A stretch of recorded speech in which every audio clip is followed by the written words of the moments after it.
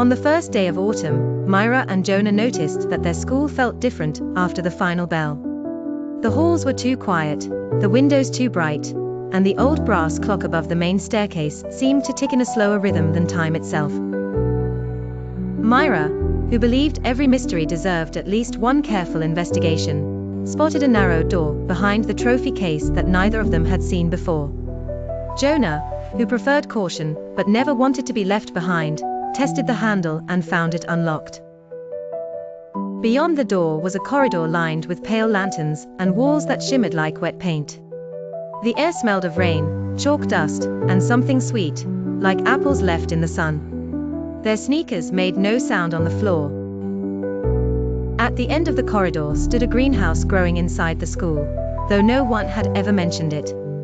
Vines climbed the ceiling, glowing flowers opened and closed like breathing mouths, and paper birds drifted between the leaves as if they were alive. A voice echoed from above them, calm and amused. It came from a little robot perched on a shelf, no larger than a lunchbox. Its metal face had one green eye and one gold eye. It called itself Atlas and said the school had been built over many forgotten rooms, each one responding to students with enough curiosity to find them. Mira wanted to ask 100 questions at once. Jonah wanted to leave before the principal discovered them. But before either of them could decide, the greenhouse lights went out.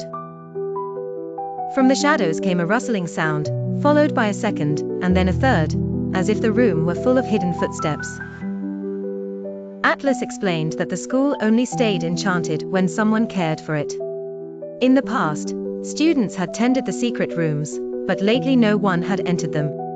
Without visitors, the strange places were beginning to fade. Mira and Jonah split up to search the dark greenhouse. Mira found dropped keys hanging from a beam like fruit. Jonah discovered a cracked fountain filled with silver water that reflected not their faces, but memories, classrooms in winter, laughter in the gym, a hand raised nervously before an answer. Together they understood that the school was not just a building. It was a place that remembered its students, and now it needed to be remembered in return. When they carried the keys to the center table, the flowers opened all at once. Light rushed through the room. The paper birds lifted into the air. The lanterns relit themselves one by one, and the hidden corridor behind them widened into a stairway spiraling downward into more impossible rooms. By the time the bell rang again, the school looked ordinary from the outside. The trophy case was back in place, the corridor gone, and Atlas hidden behind the glass of an old display cabinet. But Mira and Jonah knew better. The next morning, they returned early with notebooks, flashlight batteries, and a plan to explore further. On the first page of Mira's notebook, she wrote, "Some schools teach lessons. Some schools keep secrets.